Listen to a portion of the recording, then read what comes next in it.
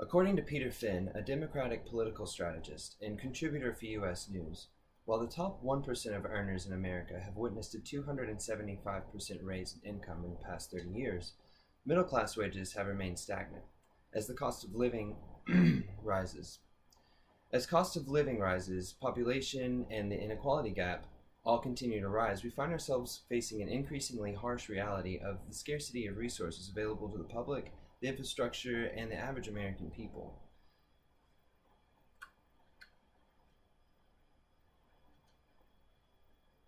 The most dangerous effect that the disappearing middle class has on American society is that with more and more people sharing less and less as the years go by, our children begin to lose options in social mobility. It's a distinguishing feature of Western civilization. Social mobility is the ability for our children to move from one class to another, and it's a vital incorporation of our democratic values. According to research done by the Hamilton Project, an organization dedicated to producing innovative proposals on how to create a more beneficial economy for Americans, children born into wealthy and poverty-stricken families are born with the same abilities. However, due to an inability to invest more heavily into a child's development, the gap between high and low income families in K-12 test scores, graduation rates, and college attendance is clear. With more money, a child gets further in life.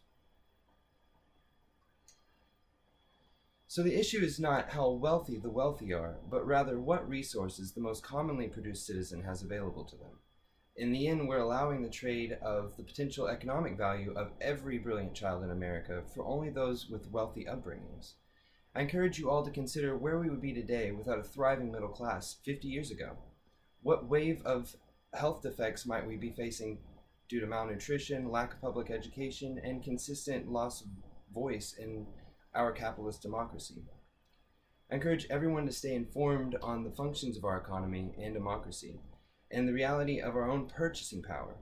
Finally, I encourage you to preserve the function of our democracy by supporting the policy decisions to stabilize income inequality through the funding of education systems, campaigns to promote pro-family compatibility in the workplace, and encourage tax incentives to fund the research and development to further understand where our paths may lead.